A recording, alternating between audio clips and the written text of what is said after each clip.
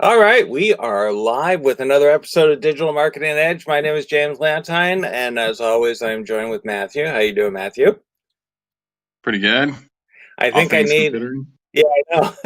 I think you having a tree on your house and me just being hot. But yeah, I Yeah, feel like we need to go. yeah, Ladies and gentlemen, welcome to another episode of Digital Marketing Edge with your hosts. that's right. We Yeah, don't have the audio track today. uh, that's We're okay. we're old schooling it. We don't even have regular internet here, so we're Yeah, way back. you're on dial-up. The Yeah, new normal. wow, that's it's right. it's the new normal. Dial-up connections. Uh, Hey, yeah, you remember I a few gotta. years ago when they said they there's no that net neutrality thing that passed that bill. Oh yeah. They no, oh, there's nothing that's going to happen with that. Nothing at all. I mean, what could possibly go wrong if they can charge you more for data? Oh, I know what goes wrong now. They can charge you for data. That is for sure. So Two without hundred bucks in internet, 2 weeks. So 200 really? yeah, Wow. it's $99 for 50 gigs, and that's And the it best deal I could, and that's the best deal I could find. So and it normally it's doesn't take long to go 15. through 50. No, but that's okay. Isn't it We'll make amazing it how work. you find out how much data you never really pay much attention to that until you start getting a bill.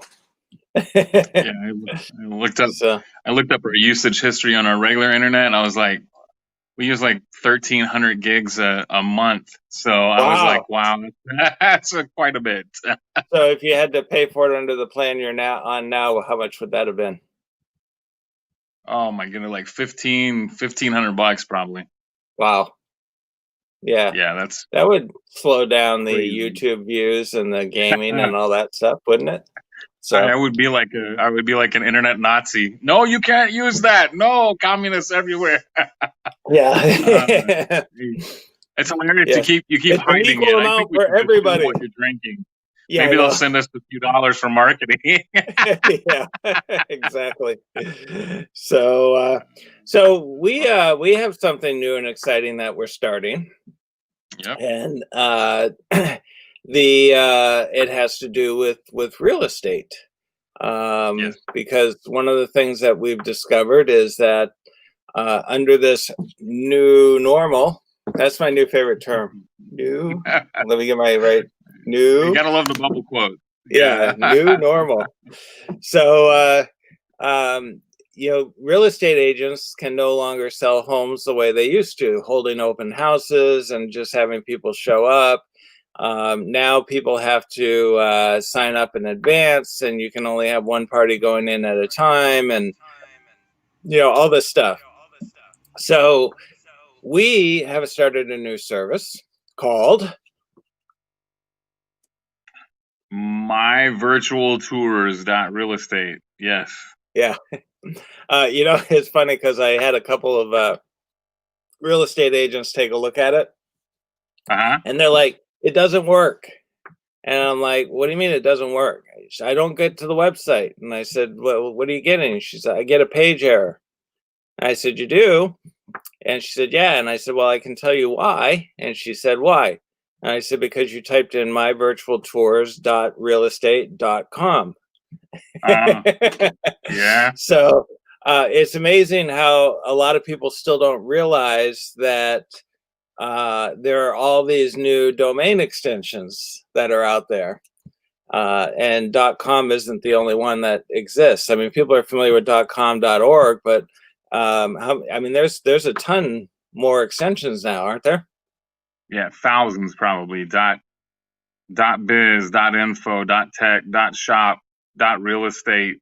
Yeah, the list goes on. We would It would take several shows to go through all of them. I don't Oh even wow!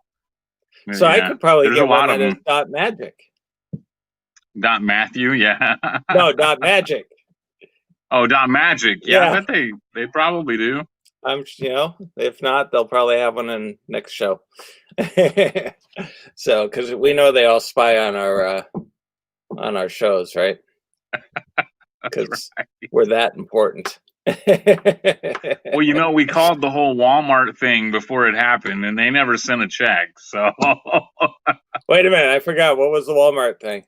remember, we said they should set up a special shopping hour for people Oh, that that's are right. older and stuff. And it's like, yeah, as soon as we said that, it was just a matter of a week and a half, and they did it. So Yeah, that's right. Because the CEO of Walmart tunes into our show every week to learn about what's new in digital marketing. that's right. That's right. So we have this new virtual myvirtualtours.real estate, and so tell me or us a little bit about what that is for. Yeah. So the neat thing about this is going to be for realtors to be able to give a virtual tour of a property. So the great thing that we're offering is, especially local to where you are in California and even local here in Iowa, we can go out, do a 360 video for the house for the realtor. If they need that service, or if they can do that themselves, they can provide it to us, and then we just do the editing and the uploading and kind of the perfecting of that 360 video. You've got a great example, or I guess we're working still to put that great example of a floor plan where they'll be able to click on a specific room to go into it. So that's You have going to be a not neat looked. function. That the really cool thing is we can set it up on a domain that it serves off of myvirtualtours.real estate, but it can be, for instance, 4229hitchboulevard.com. So the .com piece of it is still there for them to give to potentials. And another nice feature is the geofencing that we can do. We can actually serve up a notification on Apple phones or Android phones when a potential goes and visits a property with one of these virtual tours, so that they can get a notification that there is a 360 video tour. Even though, again, with COVID, you can't. It's not as convenient, right, to meet the person there and go in, and so there's a lot of hesitation with that. So we've taken a little bit of that and done it in a virtual way, so they can see all of the rooms, they can see all of the different features, and then if they're interested in learning more, they can contact the real estate agent for that particular property. Now, one thing I learned from talking with a realtor is that as a result of COVID, it's actually in some ways have helped them filter out the tire kickers. Because I guess, Probably true. Yeah. yeah, she said, one of the realtors I was talking to said that she used to get a lot of people that would just come in and they want to look at homes. They were never Yeah. really a serious buyer. They never, were intending on. I mean, there are some people who go to visit these $1 million homes just because they want to look at it and see Yeah. how the better half lives. Um, Right.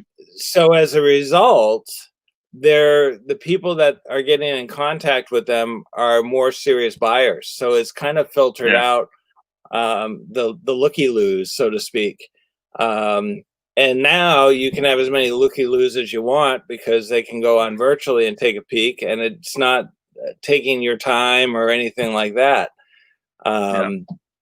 So let me describe a little bit about what we're doing in California and what you were talking about in Iowa. So we have a commercial production company as well, and so we shoot commercial video. And in that regard, there are some companies or customers that will pay the expense to have us travel to their location, whether it's in another state or whatever it might be, because the budget's a little bit higher in order to accommodate the recording of their commercials. So in this regard, the budget isn't quite as deep. It's not, a drone flight is about $125. Doing a video starts at about 200 some odd dollars for us to go into the house and take the 360 pictures. So the cost is a lot more reasonable depending on what they want to do. Yeah. Somebody could do a simple drone, or they could go as far as the complete package where they get a virtual tour, a 360 with the floor plan. They get their website, they get a real estate agent's listing page so that all their sites can be there. They get the dedicated domains. So what we're doing here in California is if somebody calls in, we can actually go in with video equipment, 360 camera. We can do all the photography for them in addition to what you were just describing for digital marketing, the geofencing and everything else. If they aren't local, we can still provide them with the website, the videos, and all that kind of stuff. It's just that we probably are less likely to create the footage because economically, I don't Right. know that it I mean, makes sense there's to fly us to Texas. yeah, right. Not with that, but I mean, there's probably a way, just like we're doing with the commercial production, that we can work with third parties, possibly in the area, that do just a 360 video, like they have just that service. Obviously, that's going to be a little bit more of a cost add-on for those people that are not local. But I don't want to put it off that it's just for, California, just for Iowa. We can do it anywhere, especially with the geofencing. That's going to be a nice feature. If they can provide the, footage themselves, that's tremendous cost savings. So if you have the 360 video already, if you're taking the stills yourself, which, I mean, a lot of realtors do the stills, or at least they have that done professionally, and then they either add that into the cost at the end, kickback, once they sell the home, or if they pass it along to the customer, whichever way that works for them. But we can definitely still serve you, even if you are in Texas or Florida or somewhere we're not. It's just not going to be our smiling faces, right? Yeah. Oh darn. Oh darn, that's right. So one of the things that I think when we started working with this is that the we our focus has been on all these businesses and trying to get their business recognized and identified, and now when you think about it, real estate, it's not our typical business per se, where we're trying to sell their company or their service or whatever.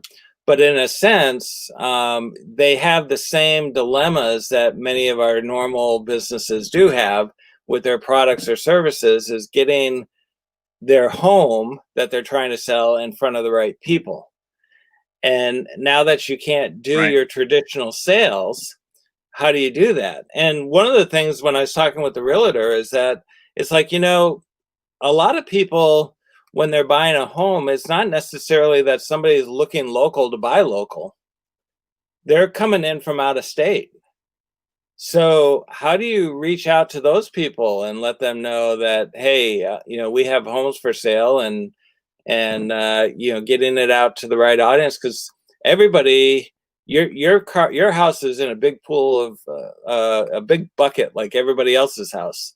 So the idea with digital marketing is getting your house out of that bucket and putting it into your own bucket so that people notice you Yeah. more. So Yeah. so I think it's going to be a great opportunity. And so tell me a little bit about this geofencing, because I know we offer this to our customers as well, and you hear about it quite a bit. But how exactly does that work? Yeah, so the technology is actually through two different technologies. There is what's called the beacon, which is a low emission Bluetooth actual piece of hardware that can be programmed and sent to a location. So, for instance, that's pre-COVID, that's a wonderful thing to have in a mall or a retail area. You can actually place it directly by a product, for instance, and if a person has the local Beacon app, which is what we market, then that notification comes directly to their phone. So, for instance, you have someone and you put a beacon on a timer, for instance, at the gene counter. Maybe they're looking at genes, and you notice that they've spent more than 5 minutes there. Well, we send you. You can set up a deal. For instance, you send them a little notification. Hey, we noticed you really seem to be interested in these jeans. Bring them up now for 20% off. So you have that ability to kind of individualize the sale. It's all about behavior, right? You're trying to grasp what they're doing, why they're doing it, and then help them, make a decision that's going to, bring in a product or a service for your business. So that's one piece. The other side of the technology is the geofence, which takes an address. The beacon does too, but it can be it can be even smaller, like a smaller area within your location.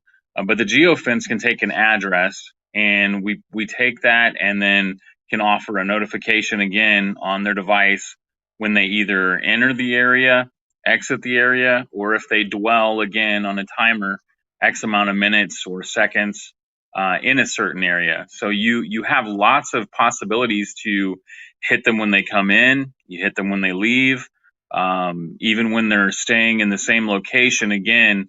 You can bring up that notification. The neat thing about it with the virtual tours is it's going to give real estate agents the ability to, here's a list of our homes or that match their customers' criteria, and then they can go to those homes virtually, kind of take a look at them from the outside again because of COVID, and then they can see the virtual tour while they're at the property. So they can actually have a visual representation right there, sort of, while they're at the property. For businesses that are not, real estate agents, the great thing about it is you take that notification and you can serve it up however you'd like. For instance, gyms can give, specials to new clients coming in if they've got the local beacon app. Restaurants can offer deals when they're passing by. So when you go by, a restaurant, you have a notification pop up, receive 15% off, come in now for that. Again, in California, not sure how well that would work right now. You still don't have dine in there, do you? Right? Not quite. We're getting there. Not quite. Yeah. So let me ask you. Let me ask you a question on that. So you're referring to this local beacon app. Do I have to figure out some way to get them to download my app in order to be able to pass that deal on? Or is that a generic app that people might have on their phone for some other reason and we can just take advantage of it? Yeah, great question. So the local beacon app would need to be installed, but because there are so many places that use that generic, I would say it's a generic app. It's not specific. Like, you don't have to have a California local beacons app or a Minnesota local beacons app. It's just the local beacons app itself, and you can serve up then geofences across the United States. I mean, it would work because it's Google technology. It would work around the world with the geofence itself. So, I mean, it is necessary to have that particular app, but people are going to want to have the app because of the deals that they receive. So if Target was using geofencing, so somebody has it for Target and they're getting notifications, and I happen to set up a notification on a geofence, it would use that same, because they had downloaded it for Target, it would use that same app to serve Correct. my notification. Yep, absolutely. Okay, cool.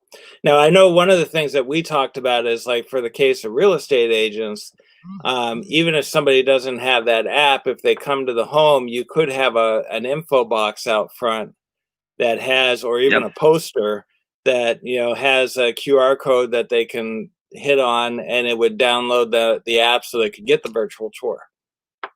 Yeah, absolutely. And we'll have like a little marketing sheet for them. It will actually have not only the iStore or the Play Store for Google, and then the App Store for iTunes links, but we'll actually have a little QR code that we can place there too, so that if they have a QR scanner on their phone, they can scan that. It'll go directly to the app store on the device itself. Cool. And then once they're running that, because they downloaded it for our real estate property, they would start getting push notifications on other deals if it applies to them. Yep. Nice. Yep. So is that expensive technology? Yeah, I mean, normally only the big players can usually afford something like that. It's kind of started out with, like you mentioned, Target was one of the big ones. Starbucks was another one that uses geofencing technology. And again, it's a relatively expensive piece if you have to do all of the coding on the back end of it. So that's the great thing about the service that we're offering is that the brunt of that expense has already been paid. And so these small businesses, small to medium size businesses can really get in on a technology that had been only available to big dogs, is what I call them. So, the big players, the people that can, drop 270, 280,000 in the drop of a hat and then not think anything of it. But now some of these other small businesses can take advantage of that same technology without forking, over $200,000, $300,000. Well, I just looked up on our price sheet. We have 1 to 5 properties for a real estate agent to use geofencing, so they can do up to 5 properties for $199 a month. Yeah. So, and it's not one of those things that you have to necessarily be married to, unless you're constantly turning new properties. Once the property is sold, if that's the only listing you have, then you can drop that service until you get another one. Or if you're running multiples, you can have up to 5 under that same pricing scheme. Yeah. So that's a pretty good deal. Yeah. So cool. I'm actually excited about the whole real estate thing because, as you know, I'm really into the whole cinema photography aspect of it. And you don't say. Yeah, I have a few toys that but one of the things that I find really fascinating about it is that you can and the same thing with our commercials is you can really create a cinematic kind of feel to a commercial or to the property that really engage people, kind of like it's almost like they're watching a movie. It's so if it's done correctly. And it's always nice, like, to have that. Like, they don't, that sometimes people see and they hear from me when they call in. Sometimes you'll get me, but I get to toot your horn in this one. So that's what I love is, like, I can say we have a whole team that, full production team from California that can come and do these things, because I could show up and smile, but I wouldn't know, to bring the right mic. I remember, I actually bought a mic for the church once, and it wasn't picking up the sound real well. And the guy came back and he was like, "Oh, that's because that's not the right kind of mic." Yeah, like you have to a have. I compressor mean, mic or an there is a knowledge omnidirectional. base when it comes to AV. So Yeah. Well, we just got a new 6K camera, so I'm excited. Wow. Yeah, so I'm excited about that. And it's Oh, funny yeah. because a lot of people, when we shoot in 4K and 6K, you're not necessarily presenting your footage in that format. You're probably dropping it down to 1080 or even 720 if it's going to just be a YouTube video. Right. But because you end up with like if a 720 screen is like this, 6K is like this.